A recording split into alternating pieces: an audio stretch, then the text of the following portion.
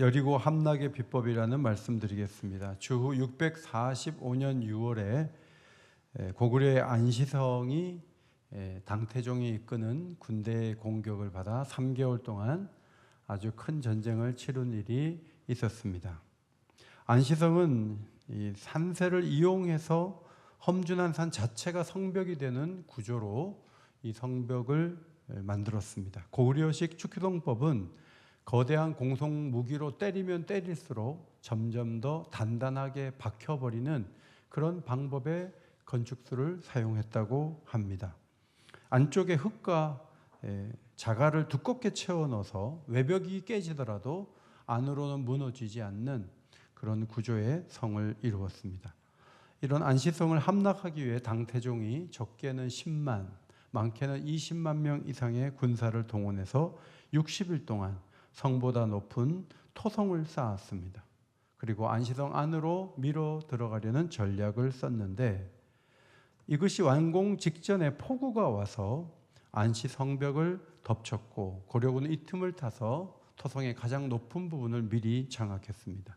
전황이 불리해진 데다가 요동의 겨울 추위가 만만치 않기 때문에 당태종이 9월 18일 날 공식적으로 퇴각 명령을 내림으로 고구려의 승리로 이 전쟁은 끝났습니다. 여리고성은 안시성만큼이나 함락하기 어려운 구조인데 고고학자들의 발굴에 의하면 세 가지 이유 때문에 이 성이 난공불락의 철옹성이었다고 합니다. 첫째로는 여리고성은 공격하는 이들이 도저히 기어오를 수 없는 이중 성벽으로 구성되어 있었는데 성의 바깥쪽에 거대한 돌을 쌓아 올린 4m에서 5m 높이의 기초 성벽 위에다가 다시 두께 2m가 되는 높이 8m에 이르는 진흙 벽돌 성벽을 올렸어요. 그리고 외벽을 간신히 넘더라도 14m 높이의 인공 경사면을 다시 만나게 돼서 외벽과 내벽을 견고하게 했기 때문에 그 어떤 군사도 이곳을 침공하기가 어려웠던 것입니다. 성을 에워싸고 기근 상태를 만드는 것이 일반적인 전술인데 성 안쪽에 천연 샘물이 솟아서 분당 수천 리터에 이르는 많은 수자원이 있어서 가뭄의 어떤 상황을 만들어서 공격하려는 전략이 통하지 않는 성이 여리고성이었습니다. 고고학적 발굴 당시에 여리고성 유적의 주곡지와 창고들에서는 불에 탄 곡물이 가득 담긴 항아리가 대거 발굴이 되었는데 밀을 거둘 즈음에 그곳에 추수가 있었고 많은 식량을 갖고 있었다는 것을 보여주는 증거들입니다. 이런 비축으로 인해서 자급자족형 요새였기 때문에 오히려 밖에서 진을 친 군대가 보급이 잘 안 되고 전염병이 돌아서 물러서면 물러섰지 이 성을 함락하기는 참으로 어려웠어요. 그런데 이 함락되는 이 견고한 성이 함락되는 몇 가지 이유를 좀 길게 여호수아 2장에서부터 설명을 하는 말씀을 읽어보면서 몇 가지 함락의 근거와 이유를 말씀드리고자 합니다. 첫째로 기생 라합이라는 사람이 이 공격을 협력해 주었어요. 그리고 믿음의 말을 했습니다. 요단강을 건너기 전에 여호수아가 2명의 정탐꾼을 여리고로 보냈고 그들은 기생 라합의 집으로 숨어 들어갔습니다. 밀도 높은 요새형 도시에서 침공 직전에 긴장이 심했기 때문에 2명이 기생 라합의 집으로 들어가는 것이 여리고 성 왕의 귀에 들려왔습니다. 왕은 라합에게 사람을 보내어 지금 그 집에 들어간 사람을 끌어내라고 했지만 라합은 재치 있게 성문을 닫을 즈음 그 사람들이 성 밖으로 빠져나갔으니까 빨리 따라가면 따라잡을 수 있다고 태연하게 얘기를 했습니다. 그리고 지붕에 올라가 라합은 3대에 숨겨둔 2 정탐꾼과 대화를 나누었어요. 갑자기 가나안 사람하고 유대인하고 대화가 됐을까? 알아보니까 세무어 계열의 언어여서 가나안어와 히브리어가 약간의 차이점이 있어요. 그래서 우리가 제주도 가서 약간 못 알아듣는 말이 있지만 제주도 가서 대화하는데 어려움이 없듯이 이 라합과 2 정탐꾼이 대화하는 데는 아무 문제가 없었습니다. 라합은 2가지 얘기를 했어요. 여리고 성민들의 마음이 지금 굉장히 힘들다는 거죠. 하나님께서 홍해물을 말리시고 아모리족 두 왕 시온과 옥을 죽인 이 사건을 잘 들었기 때문에 이들이 정신을 잃었고 마음이 녹았다 하면서 뭐라고 하냐 하면 여호와는 위로는 하늘에서도 아래로는 땅에서도 하나님이다 그랬어요. 가나안 사람들은 다신론자들이기 때문에 바다신도 섬기고 태양신도 섬기고 많은 신을 섬겼는데 이 여인은 이런 하나님은 없다. 하늘에서도 땅에서도 이분은 유일한 주권자다. 이런 확신을 가졌어요. 교회 생활을 오래 하면서도 여러 종교가 있고 내가 기독교인일 뿐이지 세상에는 여러 종교가 있고 신이 있으니까 그 어떤 신이든지 의지하는 마음이 귀한 거지, 기독교를 유일한 종교요 여호와 하나님을 유일한 신이라고 말하는 것은 기독교의 아집이라고 생각하는 분들이 계실지 모르지만 라합은 그런 생각보다는 유일한 주권자 하나님, 하늘과 땅에 이런 신은 없다라고 고백을 했던 것이죠. 라합은 하나님을 보거나 기적을 경험한 적이 없고 선지자의 음성도 들은 적이 없는데 단지 들려오는 소문을 듣고 하나님이 대단한 분이구나라는 경외신앙을 갖게 됐어요. 로마서 10장 17절에 그러므로 믿음은 들음에서 나며라고 기록되어 있어요. 3년, 4년 교회 안 나오신 분들을 가끔 만나는데 그분들의 믿음이 지금 어떤 상태일까 마음에 심히 걱정이 돼요. 아무것도 안 하고 교회 와서 듣기만 하는데 이게 도움이 되겠느냐? 성경은 반복해서 듣는 것이 우리의 신앙을 세우는데 매우 중요하다고 가르쳐줘요. 그래서 주일에 오셔서 말씀을 듣는 시간을 귀하게 여기시는 것이 중요하죠. 다른 사람들은 소문을 듣고 정신을 잃을 정도로 두려움에 떨었지만 이 여인은 그 하나님의 백성이 되면 얼마나 좋을까, 그 하나님의 도움받아 살면 좋겠다 하는 그런 판단을 하게 되었습니다. 야고보서 2장 25절에 기생 라합이 사자들을 접대하여 다른 길로 나가게 할 때 행함으로 의롭다 하심을 받은 것이 아니냐 그랬어요. 일반적으로 믿음이 있다고 해도 행함이 없는 경우가 많은데 야고보서를 기록하는 기자는 라합이 행동으로 믿음을 보인 중요한 사례에 해당한다고 적었습니다. 라합이 건넨 또 하나의 얘기는 정탐꾼들을 목숨을 걸고 숨겨줬기 때문에 내 아버지 집을 선대해달라, 이곳을 공격할 때 증표를 주시면 그것을 걸고 우리가 보호받기를 원한다고 얘기했고, 정탐꾼은 이 일을 누설하지 않는다면 네가 말한 아버지 집을 선대하겠다고 맹세를 하게 되었습니다. 줄을 타고 두 사람은 성을 벗어났고 여인은 사흘 동안 잘 매복해 있다 돌아가라고 조언을 해 주었습니다. 두 정탐꾼은 자기 진영으로 돌아가서 그들이 겪은 모든 일을 고하면서 여호수아에게 말했습니다. 여호와께서 그 땅을 우리에게 주셨으므로 그 땅의 모든 주민이 우리 앞에서 간담이 녹았다고 이야기했습니다. 라합은 정탐꾼을 숨겨주고 자기 아버지 집 사람들을 여리고성 함락 때에 살려내는 중요한 역할을 감당했습니다. 그는 이방인이었고 손가락질 당하는 기생이었어요. 사회적으로 소외된 신분의 여인이었습니다. 그러나 그는 정탐꾼들에게 사기가 꺾여 있습니다. 당신들의 하나님이 이 성을 함락시키는 것은 시간 문제라고 얘기를 해 주었습니다.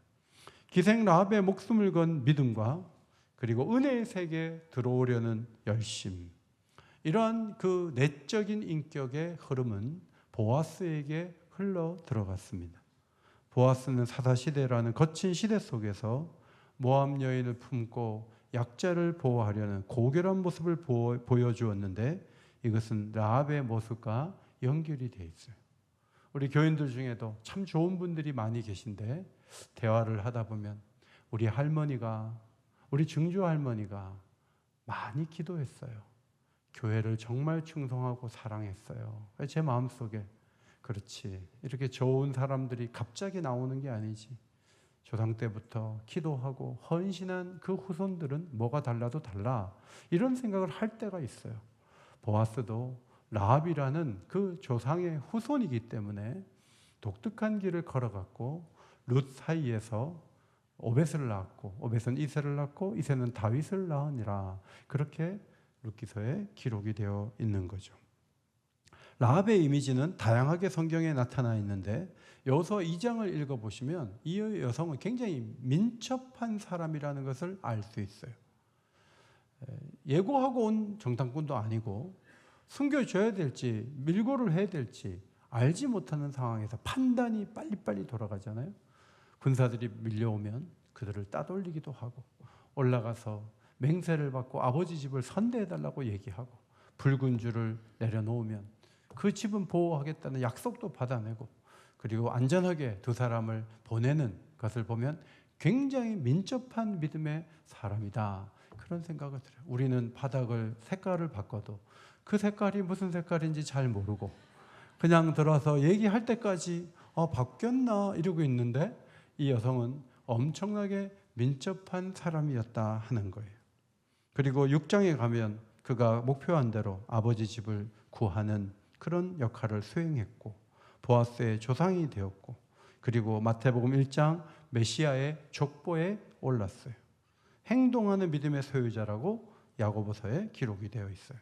히브리서 11장 31절에 믿음으로 정탐꾼을 영접하여 순종하지 아니하는 자와 함께 멸망하지 않은 인물로 역사는 평가하고 있습니다. 저는 이 여인을 여리고 승리의 1등 공신이다 이렇게 말씀드리고 싶어요. 그러면 여리고 함락에 무슨 일을 했어요? 그 성을 공략하고 공격할 사람들에게 용기를 준 귀한 일을 했다는 점에서 저는 1등 공신이라고 말씀드리고 싶어요. 하나님 백성들에게 용기를 주는 믿음의 말을 한 거예요. 금방도 말씀드린 것처럼 정탐꾼들에게 걱정스러운 얘기하지 않죠. 이중구조로 돼 있어요. 모두 기어 올라오는 게 불가능해요. 여기에 샘이 솟고 있어요. 물이 넉넉하답니다.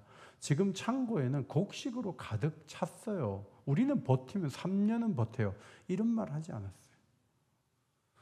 여인은 이 성은 하나님이 공격하신다면 도저히 막을 수 없고 우리를 살려주십시오 하고 믿음의 말을 하고 용기를 주는 아름다운 고백을 했던 것이죠. 오늘 이 시대에도 교회가 안 될 이유를 수많은 얘기를 들었기 때문에 10가지만 적어보라면 책을 펴지 않고서도 10가지를 정리할 정도로 성도들은 교회가 안 되는 이유들을 많이 알고 있어요. 그래서 그 얘기를 하는 게 재미있어서 이 사람 저 사람에게 계속 말하다 보면 교회는 미래가 어두운 공동체가 되고 말죠.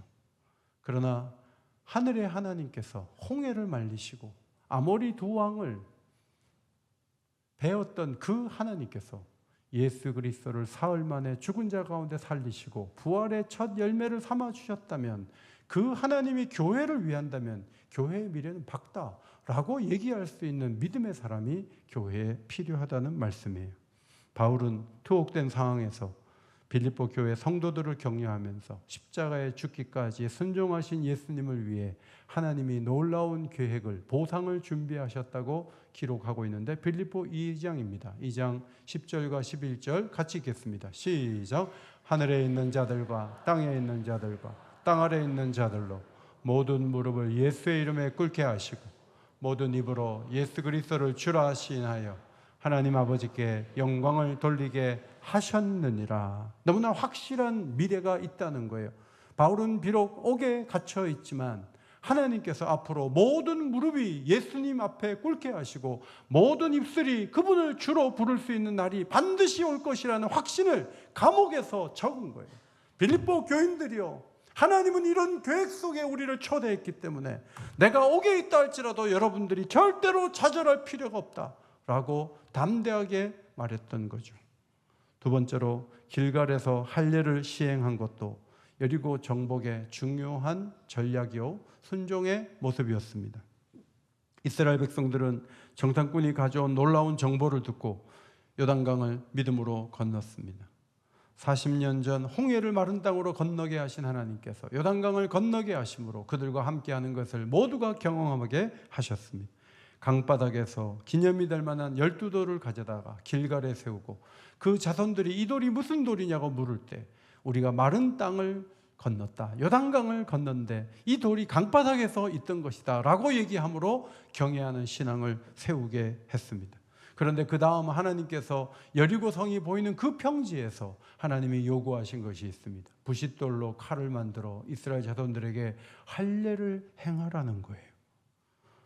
여러분, 할례를 행하고 출애굽했지만 40년이 지난 후에 광야에서 할례 받은 사람은 다 죽고 이동을 하니까 할례를 시행할 수가 없어서 그냥 뒀더니 이스라엘 백성들 전체가 할례 없는 공동체가 되고 말았어요. 하나님은 전쟁을 하기 전에 할례를 먼저 시행하라고 했습니다. 문제는 저 위에서 지금 여리고 성에서 사람이라도 보내서 알아보면 할례를 시행하면 전부 통증이 있어서 일주일 이상 알아야 되는데 얼마나 위험한 요구를 하나님이 하신 것입니까? 창세기 34장에 세겜족의 추장의 아들이 디나를 겁탈하고 혼례를 성사시키려고 했을 때 야곱의 두 아들 시몬과 레위가 할례를 행하면 우리 동생 줄 수 있다고 얘기했어요. 이들이 가서 전부 남자들이 할례를 행한 결과 3일째 되는 날 2명이 가서 세겜족을 다 진멸했습니다. 아무렇게 대응할 수가 없는 거예요. 그러므로 여리고 평지에서 할례를 행하라는 것은 자살 행위와 같은 요구였어요. 그런데 하나님께서 그 일을 하라 했을 때 백성들은 할례를 시행했고 유월절을 지키게 되었습니다. 여호수아 5장의 기록을 살펴보면 요단강을 건너서 길갈에 진친 날이 1월 10일이에요. 그런데 요단강을 건넌 후 직후에 할례를 시행하고 1월 14일 저녁에 유월절을 지키게 되었습니다. 백성들이 눈앞에 여리고 성을 두고 준비해야 될 일이 얼마나 많은데 하나님 할례를 하더라도 전쟁 끝난 다음에 하겠습니다. 6월절 다음에 지킬게요. 지금 전쟁이 급합니다. 이렇게 말해야 되는데 아무도 그렇게 말하지 않았습니다. 그 후에 여호와의 군대 장관이 여호수아 앞에 나타났어요. 여리고 가까이에서 여호수아는 칼을 빼고 나타난 그에게 물었어요. 너는 우리를 위하느냐 아니면 적들을 위하느냐 물었어요. 아직 여리고 함락의 구체적인 전략과 전술이 공개되지 않은 상황에서 할례를 행한 그 상태에서 여호수아의 마음은 타들어갔습니다.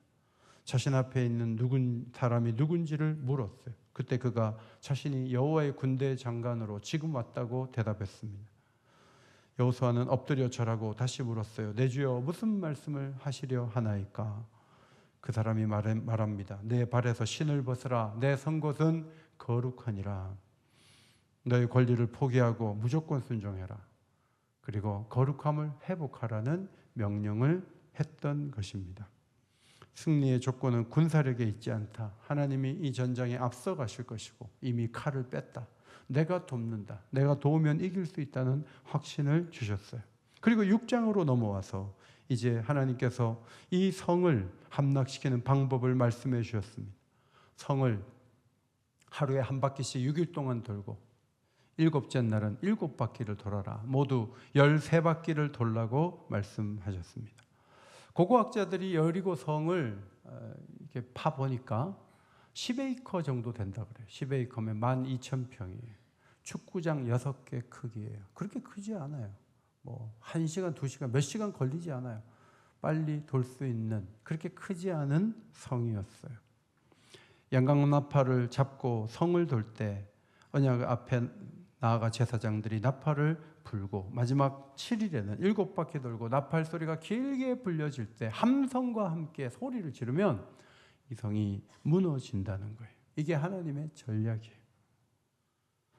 축구 감독으로 국가대표 감독으로 부임한 유명한 사람이 막 기도를 했더니 하나님께서 월드컵 출전하기 전에 파주 훈련장에서 저녁 10시마다 선수들을 데리고 한 바퀴씩 돌고 마지막 비행기를 타기 전날은 7바퀴를 돌아라.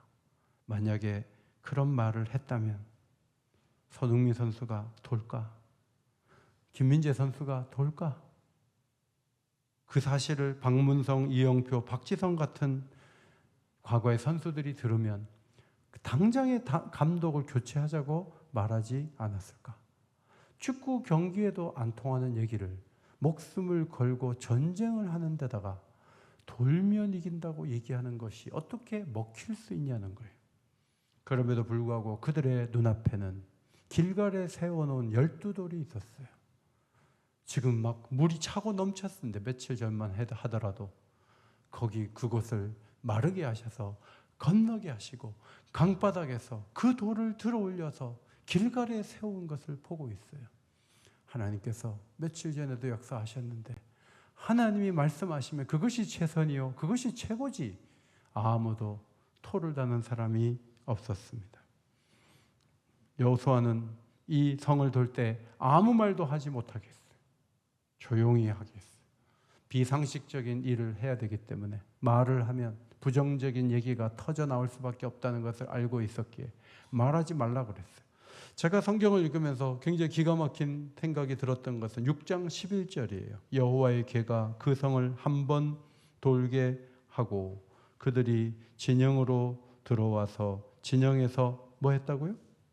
자니라 그랬어요. 잠이 와요? 어떻게 잠이 와요? 지금 성을 함락해야 되는데 성을 돌고만 있었지 아무런 전투 준비를 안 하고 있는데 어떻게 잠이 와요? 그러나 하나님의 방법으로 하나님의 때에 되겠지 하고 편안히 6일 동안 자고 7번째 날 또 가서 7바퀴 돌고 함성 소리를 지를 때 그 성이 무너졌다고 성경이 가르치고 있죠. 보여주고 있어요. 여러분 성을 무너뜨리기 위해서는 공성전을 준비해야 되는데 사진을 보시면 제일 가운데 있는 게 공성탑이에요. 이 위로 올라가서 성 높이만큼 해서 성으로 들어가는 거죠. 이런 것도 준비를 해야 되고요. 그 다음에 그 권투 주먹처럼 돼 있는 바퀴에 있는 저걸 충차라 그래요. 이걸로 벽을 때리기도 하고 성문을 때리기도 해야 되는 거예요. 그리고 투석기도 필요하고 그 다음에 비처럼 쏟아지는 화살을 막는 방호 수레가 필요하고 거대한 화살을 날리는 대형 노포도 필요해요. 토산을 쌓거나 토구를 쌓으려면 인원이 많아야 돼요. 그러니까 성을 함락하는 일방적인 방식에서는 많은 것들이 필요한데 하나님은 하지 말라는 거예요. 그냥 성을 돌고 소리 지르면 7일째 무너뜨리겠다는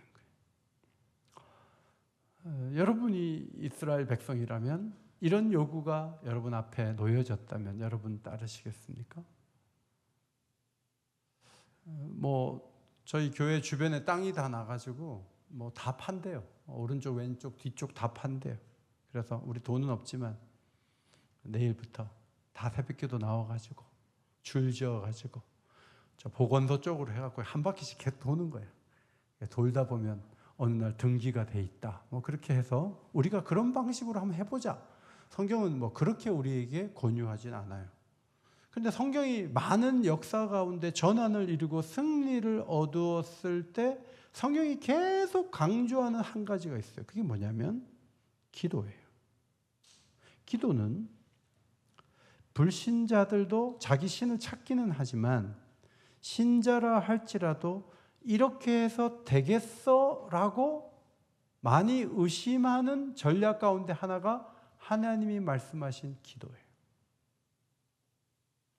기도의 자리에 나오라 해도 잘 안 나오는 이유 중에 하나는 피곤하기도 하지만 기도해서 되면 벌써 됐지. 내가 얼마나 하나님께 기도했는데 안 되던데? 기도해도 소용이 없어. 이런 확신이 있을 때 기도 자리에 안 나와요. 근데 하나님께서는 기도함으로 하나님이 일하시는 것을 보여주는 데 관심이 있어요. 우리가 대단한 노력을 하고 대단히 우리가 땀을 흘려갖고 되는 일이면 우리가 한 게 돼요. 그러나 함성 소리와 함께 무너진다면 그건 하나님이 하신 거예요. 오늘도 기도는 그런 역할을 하고 그런 기능을 한다. 그런 말씀을 드리고 싶어요. 여러분을 공격하기 전에 아무 장비 없이 언약궤를 앞세우고 돌았던 것처럼 예수님께서도 전도 현장에 보내실 때 어린 양을 이리 가운데 보낸 것 같도다 말씀을 하신 것이 누가복음 10장 3절이에요. 그리고 4절에 이렇게 말씀하셨어요. 전대나 배낭이나 신발을 갖지 마라. 옛날 신발 잘 떨어졌거든요. 그럼 또 신이 하나 필요한데 그건 가서 거기서 공급받는다. 미리 준비 안 해도 된다라고 말씀을 하셨어요. 전도 현장에는 저항과 박해를 마주할 때가 있는데 그때 무슨 말을 할지도 생각도 하지 마라. 마태복음 10장 19절에 너희를 넘겨줄 때 어떻게 또는 무엇을 말할까 염려하지 마라. 그때 너희에게 할 말을 주시리니 말하게 하시는 이는 너희가 아니라 말씀하시는 이 곧 아버지의 성령이시니라 라고 말씀하셨어요. 하나님이 철저하게 주도해서 하시겠다는 말씀이에요. 우리도 묵묵히 십자가의 길을 걷다가 말을 아끼다가 담대하게 복음을 선포할 때 그때 하나님의 역사가 일어나게 된다는 교훈을 얻게 되는 거죠. 영적 승리의 전략도 비슷해요. 현대사에서 가장 견고했던 무신론 장벽은 공산주의, 베를린 장벽이 아니었을까 싶습니다. 그런데 그 정권이, 동독 정권이 무너졌어요. 성경의 여리고성 행진을 그대로 재현한 성도들의 기도가 있었습니다. 동독의 라이프치히 성 니콜라이 교회에서 1980년대 초부터 매주 월요일마다 나라와 평화를 위해 기도회가 열렸어요. 처음에는 몇 명이 안 모였어요. 그 인원이 1000명이 됐어요. 그 인원이 2만 명이 됐어요. 9만이 됐어요. 12만이 모였어요. 많은 사람들이 모여 하나님 앞에 기도하고 그들이 행진할 때 그들은 우리가 진짜 국민이다. 폭력 금지를 외치며 도시 안팎을 묵묵히 행진했어요. 공산 당국은 군대와 탱크를 배치해서 위협을 가했지만 성도들은 오직 비폭력과 침묵으로 일관하며 행진했습니다. 무력 충돌 없이 수십 명의 동독의 시민들이 이 평화 행진에 동참했고 견고해 보였던 공산 정권이 무너졌어요. 1989년 11월 베를린 장벽이 무너졌습니다. 할렐루야. 하나님이 하신 거예요. 여러분 할렐루야 하는데 깜짝 놀라서 가만히 계시네요. 공산 정권을 베를린 장벽을 무너뜨린 것은 기도를 들으신 하나님이신 줄 믿습니다. 당시 동독의 한 고위 관료는 퇴임 후에 인터뷰에서 이렇게 고백했다고 해요. 우리는 모든 비밀 작전과 무기를 준비해 두었지만 촛불과 기도를 앞세운 행진에는 아무 대책이 없었습니다. 이후 무신론 지역이었던 동독 지역에 영적 해방과 복음의 문이 열리고 교회가 세워졌어요. 오늘 결론은 이것입니다. 앞에 보시고 한번 같이 읽겠습니다. 시작. 기도에 더욱 집중하고 우리의 판단으로 말하지 않고 하나 되어 하나님을 기다리면 지금도 우리에게 승리를 안겨주실 것입니다. 내일 아침은 여러분의 믿음이 라합과 같은 믿음인지 아니면 말로만의 믿음인지를 보는 한 달 3일 기도예요. 야, 목사님이 저렇게 본문을 골라가지고 한 달 3일 기도회 전에 설교를 하는구나. 아니요, 저는 기도로 결론을 내려고 이 설교 본문을 절대로 정하지 않았어요. 그런데 결론이 기도하자로 난 거예요. 내일 아침에도 한번 눈을 떠보세요. 18년 전에 우리가 이 건물을 리모델링 할 때 많이 모일 때는 200~300명씩 모여서 새벽을 깨웠어요. 그때는 애들도 데리고 나왔어요. 물론 애들은 학교 가서 졸았지만 그 졸던 애들이 자라서 아름답게 성장한 것을 보게 돼요. 내일 아침에 나오세요. 그리고 함께 기도의 힘을 모아봅시다. 많은 것이 불가능하고 어렵고 어둡지만 주께서 빛 가운데로 교회를, 우리 모두를 인도해 주실 줄 믿습니다.